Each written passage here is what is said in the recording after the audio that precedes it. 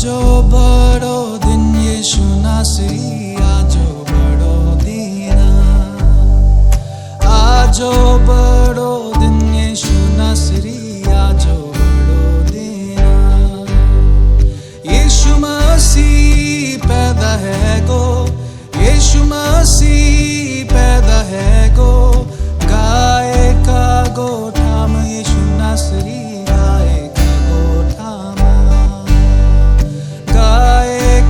गोठाम यीशु नासरी गाय का गोठामा लाल पिछोड़ी गा महाली फूला का बोठाम यीशु नासरी फूला का बोठामा फूला का बोठाम यीशु नासरी फूला का बोठामा। दिन होता है, बाजार क्रिसमस के डेकोरेशन के सामानों से सज जाता है, करोड़ों अरबों रुपयों का व्यापार होता है। लेकिन दुर्भाग्य यह है कि क्रिसमस का असली सत्य इन सब में कहीं छिप जाता है। क्रिसमस का असली सत्य केवल पवित्र शास्त्र में मिलता है। तो आइए आज एक छोटे से नाटक के रूप में इस सत्य की खोज करें। अदन की वाटिका में शैतान को दंडित करते समय ही परमेश्वर ने प्रभु यीशु मसीह के जन्म का संकेत दे दिया था। परमेश्वर ने शैतान से कहा, स्त्री का वंश तेरे सिर को कुचलेगा। इसके बाद यीशु मसीह के जन्म से 1400 वर्ष पहले सिप्पोर के पुत्र बालाक ने, जो कि मोआब का राजा था, बोर के पुत्र बिलाम को बुलाया कि वह इस्राएलियों को श्राप दे।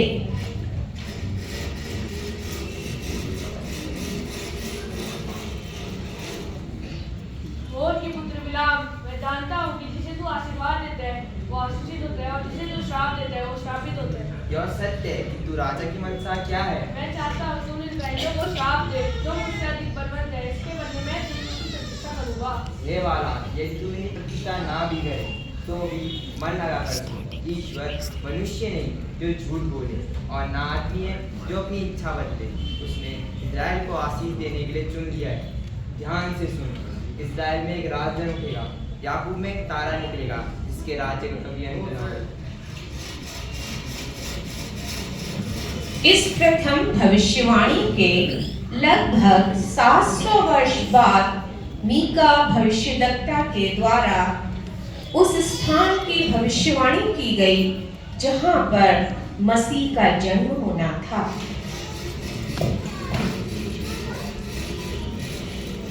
मैं मीका मुरीशेती यह भविष्यवाणी करता हूँ कि हे बैतलहम एफ्राता, यदि तू ऐसा छोटा है कि यहूदा के हजारों में गिना नहीं जाता, तो भी तुझमें से मेरे लिए एक पुरुष निकलेगा जो इस्राएलियों में प्रभुता करने वाला होगा और उसका निकलना प्राचीन काल से वरन अनादि काल तक होता है।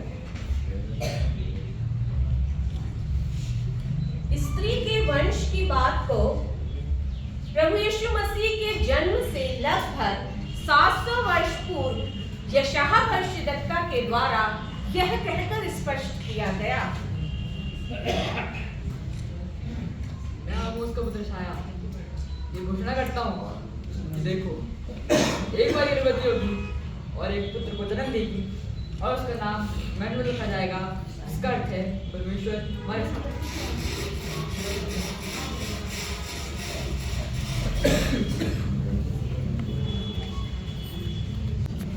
इन भविष्यवाणियों के 700 वर्ष बाद एक स्वर्गदूत नासरत की एक पवित्र कुंवारी के पास भेजा गया जिसका नाम मरियम था, जो एक जुलाहा दंपति जोकिम और अन्ना की बेटी थी।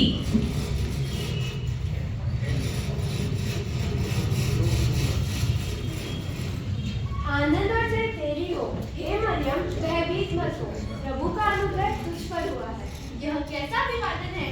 आप कौन हैं? मैं परमेश्वर का संदेश वाहक जिब्राइल हूँ। मुझे तेरे पास एक संदेश देने के लिए भेजा है। संदेश? कैसा संदेश? सुन, तू गर्भवती होगी और एक पुत्र को जनेगी और तू उसका नाम यीशु रखना। किंतु यह कैसे होगा? मैं तो एक घबरा मत। पवित्र आत्मा तुझ पर उतरेगा और परमप्रधान परमेश्वर की सामर्थ्य तुझ पर छाया रहेगी। इस कारण जो उत्पन्न होगा वह महान होगा और परमप्रधान परमेश्वर का पुत्र कहलाएगा। देख, मैं तो प्रभु की दासी हूँ, मुझे तेरे वचन के अनुसार। और देख, तेरी कुटुंबनी एलीशिबा तो बुढ़ापे में एक पुत्र होने वाला है। वह उसे जो 5 कहलाती थी 6वां महीना। परमेश्वर के लिए कुछ भी असर नहीं।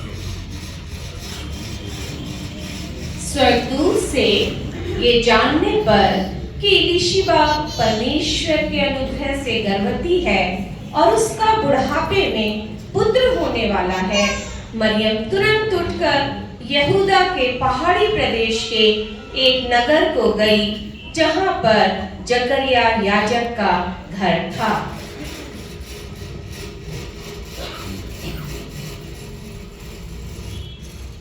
क्या मैं अंदर आ सकती हूँ? आ जाओ। कौन हो तुम? मैं आपकी कुटुंबी मरियम हूँ, नासरत से आई हूँ। आपको मेरा सलाम कबूल हो। सलाम। हे स्त्रियों, मैं धन्य तेरे पेट का फल, धन्य है मेरे प्रभु की माता की आवाज से मेरा बच्चा मेरे गर्भ में आनंद से झूमा। मेरा प्राण मेरे प्रभु की बड़ाई करे और मेरी आत्मा उसके कारण आनंदित है। आओ अंदर जाकर आराम करो।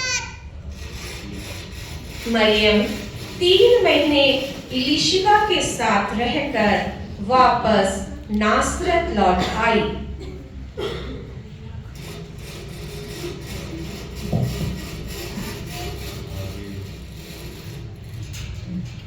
अच्छा, मैं चलती हूँ। आपके साथ 3 महीने कैसे बीते पता ही नहीं चला। मुझे भी तुम्हारा साथ बहुत अच्छा लगा।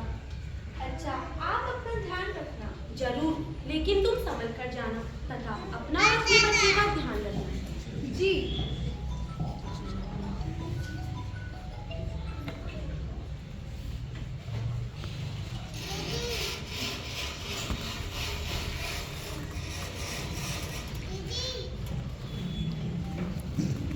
एस्तर, ये मरियम है क्या, यूसुफ की मंगेतर? हाँ, लग तो हो ही रही है, लेकिन तुम ऐसा क्यों पूछ रही हो? तुमने ध्यान नहीं दिया, गर्भवती लग रही है। लगा तो मुझे भी, लेकिन विश्वास नहीं हो रहा। अरे विश्वास, मैं यकीन से कह सकती हूँ 3 महीने का गर्भ लेके घूम रही है। हे प्रभु, ऐसा कैसे हो गया? चलो चलो यूसुफ के घर जाके पूछते हैं। हाँ हाँ, ये ठीक रहेगा। चलो यूसुफ के घर चलते हैं, लेकिन यूसुफ का घर तो यहाँ से बहुत दूर है, हमें जरा जल्दी जाना होगा। हाँ, चलो चलो, चलो चलो।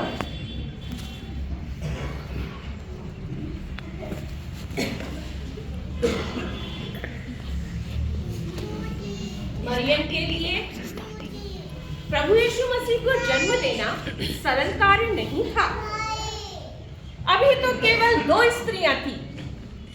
ना जाने कितने लोग होंगे जिन्होंने मरियम के चरित्र पर उंगली उठाई होगी। उसे ये सब सहन करना था और साथ ही स्वयं को व्यवस्थापकों की नजरों से भी बचा कर रखना था,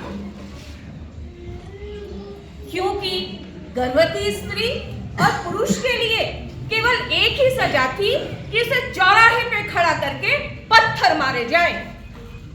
मरियम के गर्भवती होने की आग चारों तरफ फैलने लग गई थी और बहुत जल्द ये यूसुफ के घर तक भी पहुंच गई।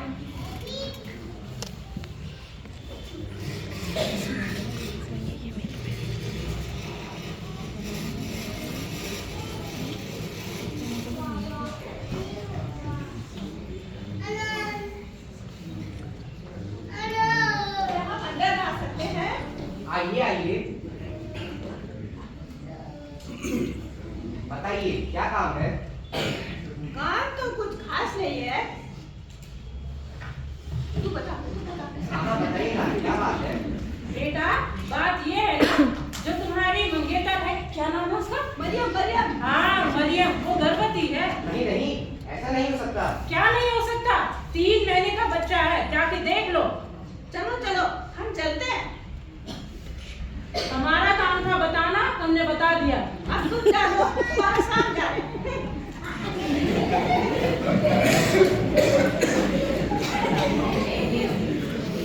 समझ में नहीं आ रहा कि मरियम की पवित्रता पर विश्वास करूं या इन लोगों की बातों पर।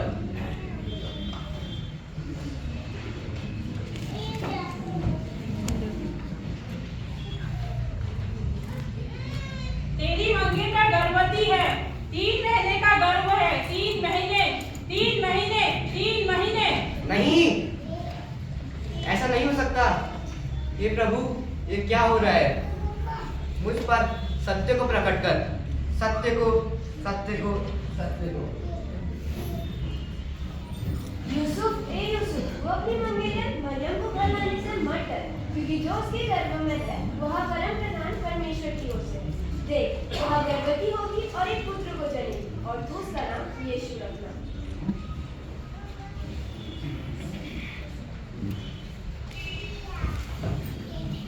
हे प्रभु, मैं तेरा धन्यवाद देता हूँ कि तूने मुझ पर सत्य को प्रकट किया। मैं आज ही मरियम को अपने घर ले आऊंगा।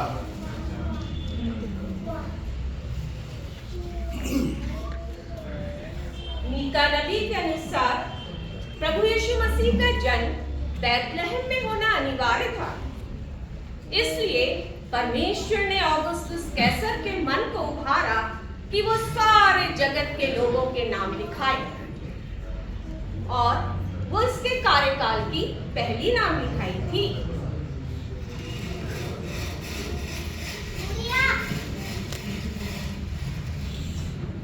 सुनो सुनो सुनो सुनो सुनो सुनो सुनो सुनो सुनो सुनो सुनो सुनो सुनो सुनो सुनो। अगस्तोस कैसर की आज्ञा है कि सारे जगत के लोगों के नाम लिखे जाए।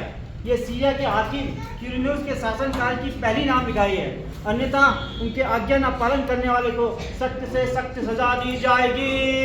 सुनो सुनो सुनो सुनो सुनो सुनो। चूंकि यूसुफ दाऊद के घराने और वंश का था, इसलिए अपनी मंगेतर मरियम के साथ नाम लिखाने के लिए दाऊद के नगर बैतलहम को गया।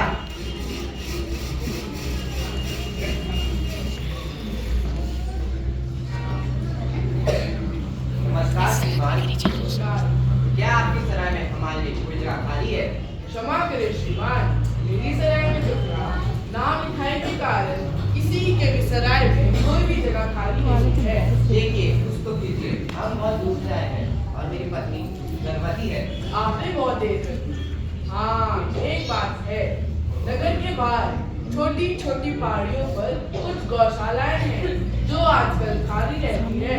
हो सकता है कि वहाँ आपको कोई रहने का स्थान मिल जाए। मेरा नौकर आपको वहाँ पर छोड़ देगा। आइए, मैं आपको वहाँ तक पहुँचा देता हूँ।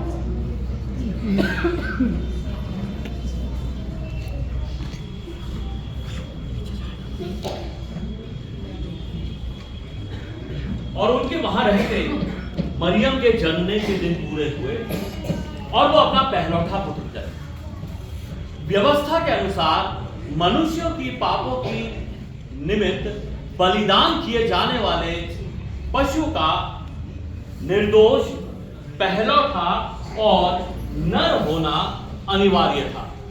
यह समय जानवरों के बच्चे जनने का समय था, इसलिए याजक और महायाजक फसह के दिन बलि किए जाने वाले मेमने की जिम्मेदारी चरवाहों को सौंप देते थे। चूंकि निर्दोष होना अनिवार्य था, अर्थात उस जानवर के शरीर में किसी प्रकार के कटे फटे का निशान ना हो, वो बीमार ना हो, किसी प्रकार की कोई टूट फूट ना हो, यह जिम्मेदारी चरवाहों की होती थी कि वह फसह के दिन तक उन मेमनों को शुद्ध और निर्दोष बना करके रखें। क्योंकि प्रभु यीशु मसीह भी वह पहलौठा मेमना था जिससे एक दिन संपूर्ण मानव जाति के पापों के निमित्त बलिदान होना था। यही कारण है कि प्रभु यीशु मसीह के जन्म का पहला संदेश चरवाहों को फरिश्तों के द्वारा प्रदान किया।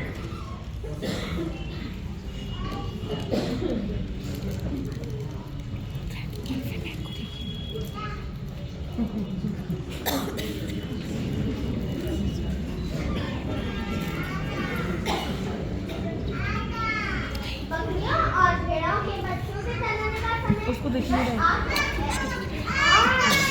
पहले से ही बकरियों और भेड़ों को अलग कर दी है।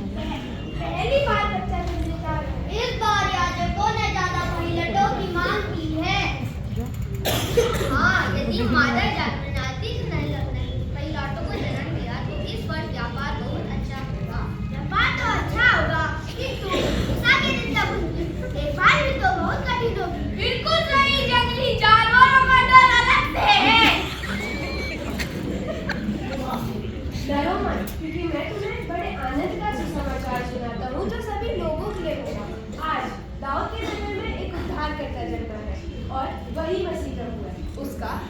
तुम्हें यह पता होगा कि तुम एक बालक को कपड़े में लिपटा और चन्नी में पड़ा पाओ। यह कैसा अद्भुत संदेश है। हाँ, ऐसा इससे पहले कभी नहीं देखा। तो फिर हम क्या करें? मैं तुरंत उस बालक की तलाश करती हूँ। अभी इतनी रात में? हाँ, अभी और किसी समय हमें अपने उद्धारकर्ता की खोज में देर नहीं करनी चाहिए। चलो फिर सही चलते हैं।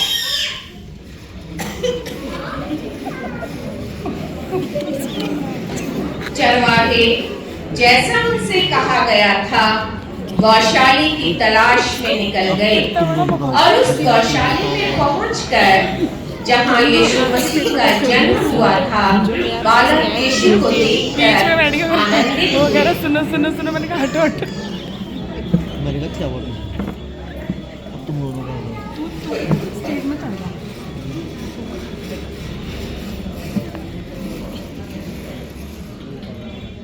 परमेश्वर का धन्यवाद हो कि आज हमने अपने उद्धारकर्ता को देख लिया है। अब हमें जाने की अनुमति प्रदान करें। जैसी आपकी इच्छा, परमेश्वर आप सबकी रक्षा करे। यीशु मसीह के जन्म के साथ ही आकाश में अद्भुत तारा उदय हुआ। पूरे देश के कुछ मजूसियों ने उस तारे को देखा और उसका पीछा करते हुए यरूशलेम तक आ गए।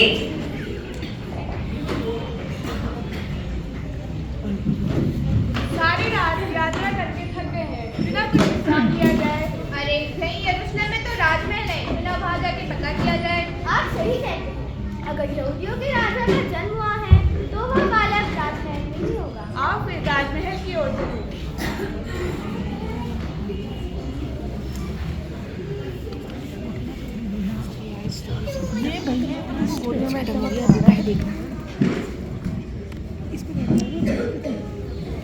यीशु मसीह के जन्म के समय कुछ मजूसियों के यरूशलेम में आने का वर्णन हमें मिलता है। ये मजूसी पूर्व दिशा से आए थे। यदि यरूशलेम की भौगोलिक स्थिति को देखते हुए हम पूर्व दिशा में देखें तो वहां पर वर्तमान में ईरान है। ये उस समय मादी और फारसी राजाओं का राज्य क्षेत्र हुआ करता था। इन राजाओं के दरबार में मजूसियों का एक बड़ा विशिष्ट स्थान था।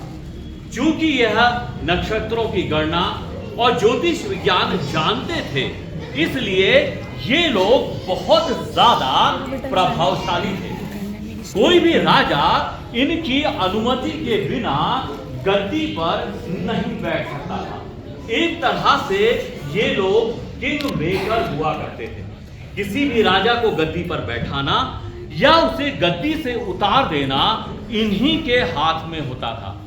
यही कारण है जब मजूसी यरूशलेम आए तो हेरोदेस और उसके साथ सारा यरूशलेम घबरा।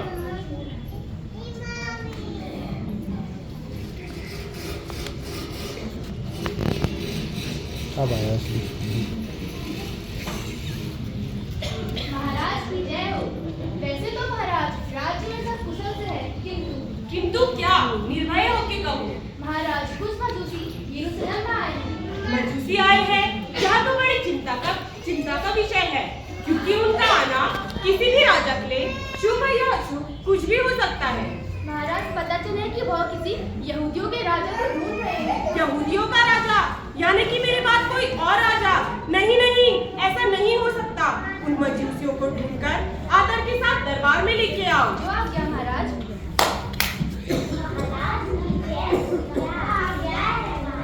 जाओ और मजूसियों को ढूंढकर आदर के साथ दरबार में ले आओ।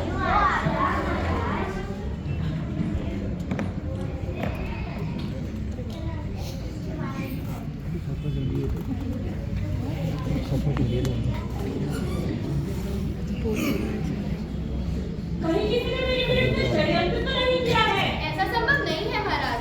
जो षड्यंत्र कर सकते थे उन्हें तो आपने पहले ही मरवा दिया है।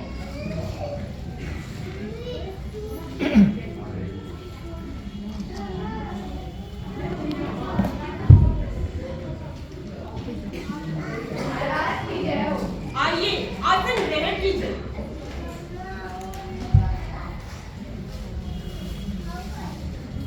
क्या मैं आप लोगों के आने का उद्देश्य सकता हूँ? हमने आकाश में एक अद्भुत तारे को उदय होते हुए देखा है। उसी तारे का पीछा करते हुए हम यहाँ तक पहुँचे। यह आसमान से किसी बच्चे का जन्म हुआ है, जो कि भविष्य में यहूदियों का राजा बने।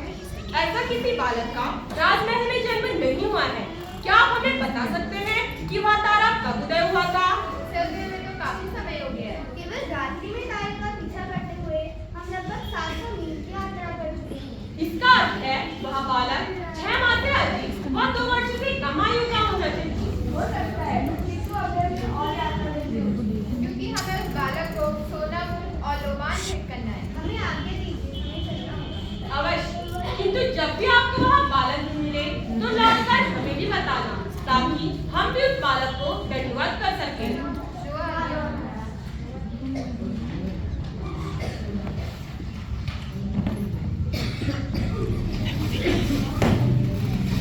इधर को देख के ना,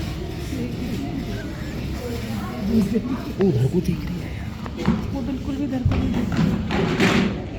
यीशु मसीह के जन्म का विवरण हमें मत्ती रचित सुसमाचार और लूका रचित सुसमाचार में मिलता है।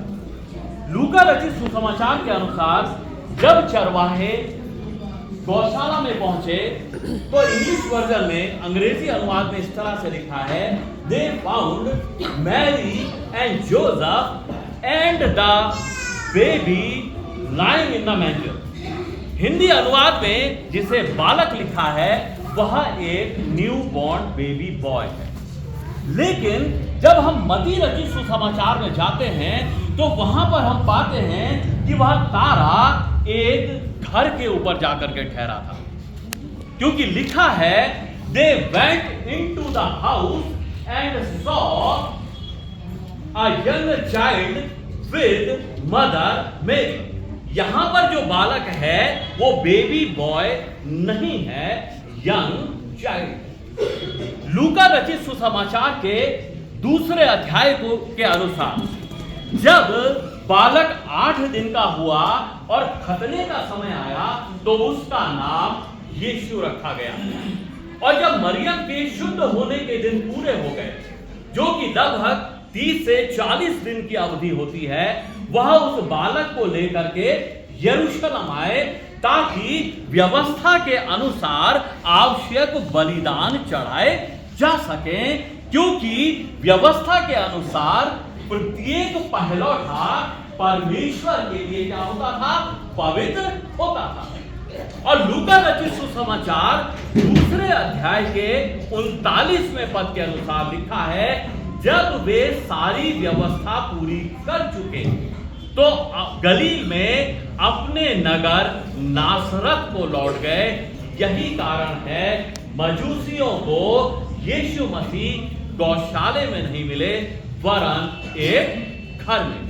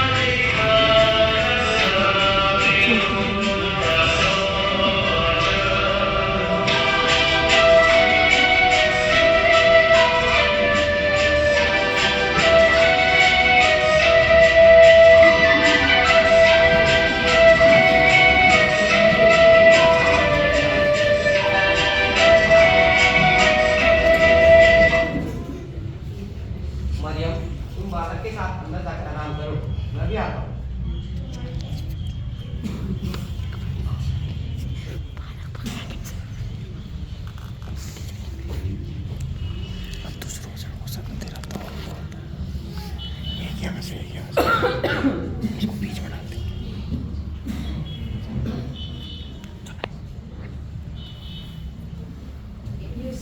यूसुफ, बालक और उसकी माता को लेकर मिस्र देश को भाग जा, और जब तक मैं न कहूँ तब तक वहीं रहना, क्योंकि हेरोदेस इस बालक को ढूंढकर मार डालने की योजना बना रहा है।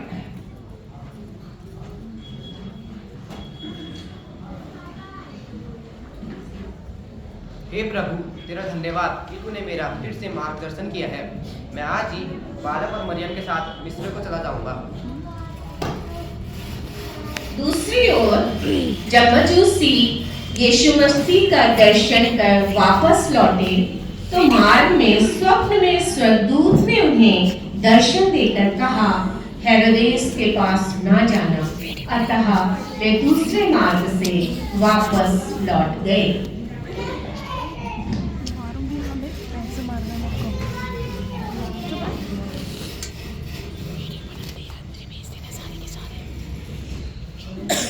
यहूदियों के राजा के जन्म और स्थान के विषय में कुछ पता चला? नहीं महाराज, खोज जारी है।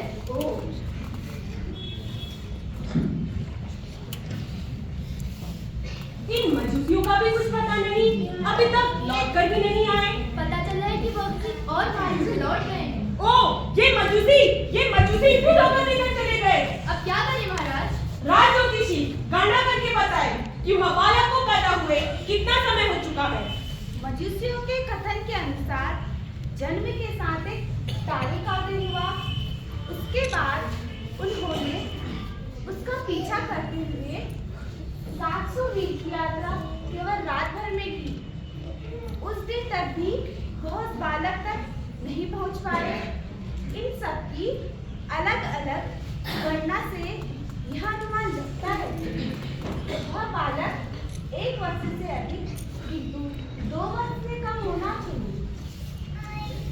ठीक है, बैतलहम और उसके आसपास के सभी क्षेत्रों में जितने भी बालक 2 वर्ष या उससे कम आयु के हैं, उन्हें मौत की घाट उतार दिया जाए।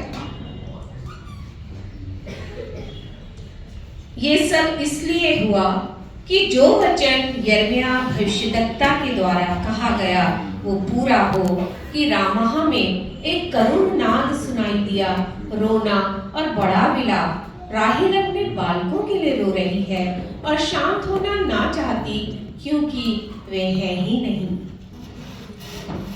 यही वो सत्य है जो कि बड़े दिन की चकाचौंध में कहीं खो जाता है।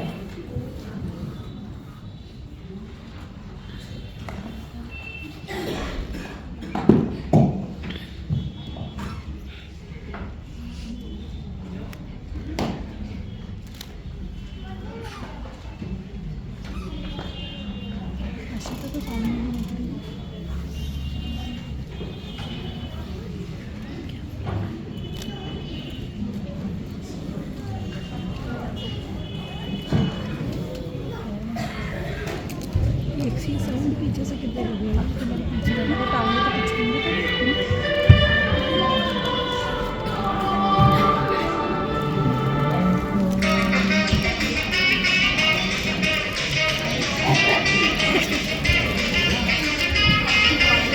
भी करेगा। बना दो मेरे को भी देना। बना दो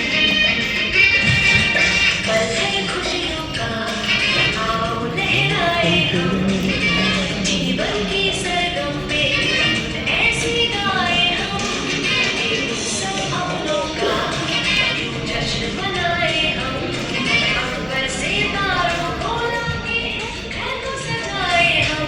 हे सांता क्लॉस देखो